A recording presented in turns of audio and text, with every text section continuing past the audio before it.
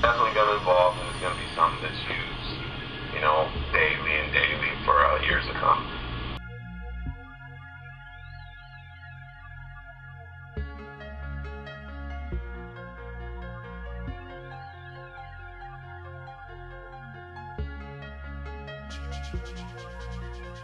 In a world that's changing at breakneck pace, we try to keep up as fast as we can. Platforms such as social networking has made our lives easier, complex, and independent all at the same time. As a separate child being born in this age of codes of zeros and ones, in a world with 6.9 billion people and 2.3 billion people online, this is all I know. I don't know about pagers, rotary telephones, writing letters to people, hardback dictionaries, vinyl record players, telephone books, and many other dinosaur ways to do things. My dad once said there was a time when you see people's faces, now all you see is the top of their heads. I'm Hannah Larry, and this is my outlook on how social networking changed the world. Well, here we go. Let's start from the beginning and work our way up to the present day. The internet was invented in 1969 by ARPANET. Then the World Wide Web, or WWW, was invented in 1989 by Tim Berners-Lee. The first website was launched in 1990, http://info.cern.ch. The internet became well known with the launch of Windows 95 in 1995 by some rich smart guy named Bill Gates. I heard he has a lot of money, but anyways, personal computers hit homes in 1995. This was during a time when people didn't see a use for the internet. What were they thinking? It happened in the year I was born in 2000. Nearly over 50% of homes had internet, and the birth of social networking was about to begin.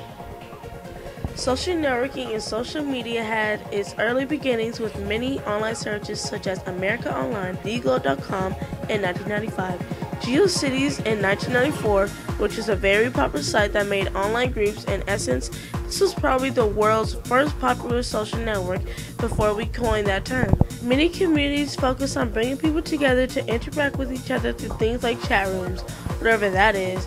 It encouraged people to share personal information and ideas through personal web pages. Online communities such as Classmates.com did things differently by having people link to one another through email addresses. In the late 1990s, user profiles became the focus of social networking sites, allowing people to make the list of friends and search for other people with similar interests. Like, I like peanut butter pizza and pretzels. Do you? Tell me a moment that you wish you didn't have social networking. I don't know, probably with my last girlfriend, because every time we take a picture, she'd want me to post it on Facebook and say, I love you, and I don't like all that. That's good, I mean. But then a new generation of social networking had begun to make its way into people's lives and homes in 1997 with 6degrees.com, followed by Makeout Club in 2000 and Friendster in 2002. But it was Friendster, founded by Jonathan Abrams, that set the standards. Which just launched in 2000, they were the first social network to reach 1 million users. In the next coming months, it had over 3 million users. With all their success, they were offered an unheard amount of money, $30 million from Google, but they said no. Well, they give it to me, I'll take it. But then came along another, MySpace. In 2004, I was only 4, so didn't get to use it, and I still can't use it. Founded by Brad Greenspan, Chris DeWolf, Josh Berman, and the popular Tom Anderson, who was everybody's first friend when they signed up for MySpace. The site was a hit with teenagers, young adults, musicians, and any social group you could think of. In 2006, the 100 millionth account was created, making it the world's biggest social media site.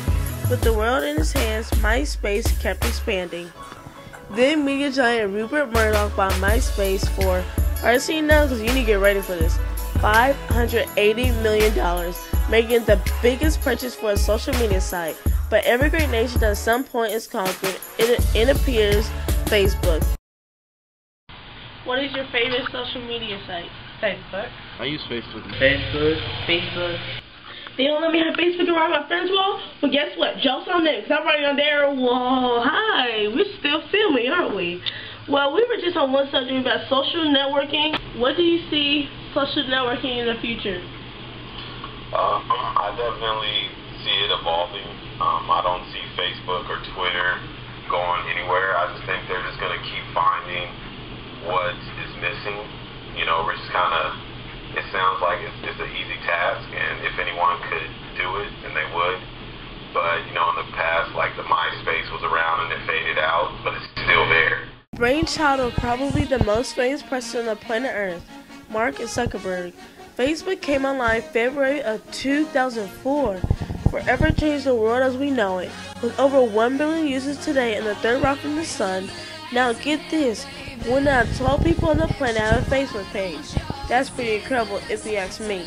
This makes social networking #1 tool on the planet for communicating with one another. So there you have it, the beginnings on how this whole thing started and how it forever shaped the world as we know it. The world wants things now, not now, but right now. Mom and Dad, you don't understand, because when you were born, you had no electronic devices. Please, Mom, please, just at least let me have a social life. Facebook, Twitter, Instagram, can I poke people? Right.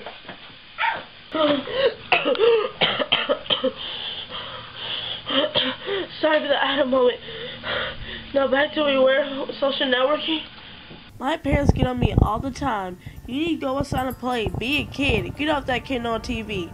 They tell me stories of when they were young and how they never wanted to come in the house. They would play from morning until the streetlights came on, and how they would always have these neighborhood adventures, going from house to house, getting their friends to play. Now, when you go to parks, you barely see kids. You see kids not really playing a lot. They're using their iPods, iPads, or their devices. I know it's hard for people my age to come outside with the Xbox Live and World of Warcraft. Social networking has reached into the gamer world with hundreds of millions of online players. Hello, I'm trying to see if I have reservation at McDonald's at 5. Wait, hold up. You don't have reservation at McDonald's? You, smartphone? That phone has germs. And McDonald's do not have reservations.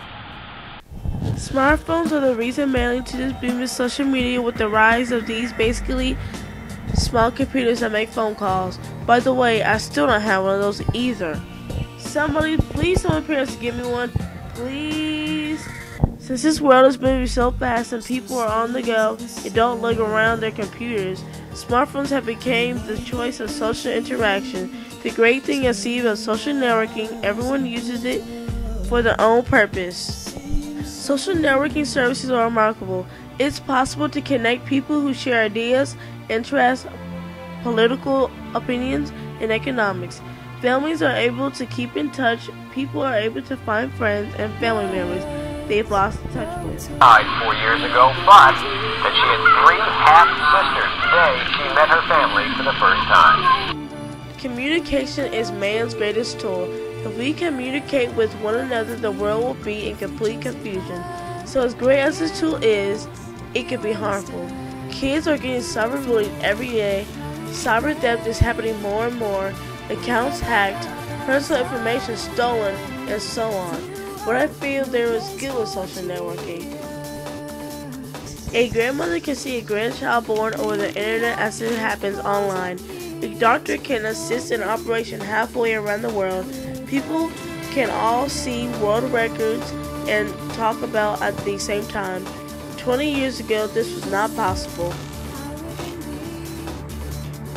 My parents say that the world is a scary place and that sometimes unforgiving.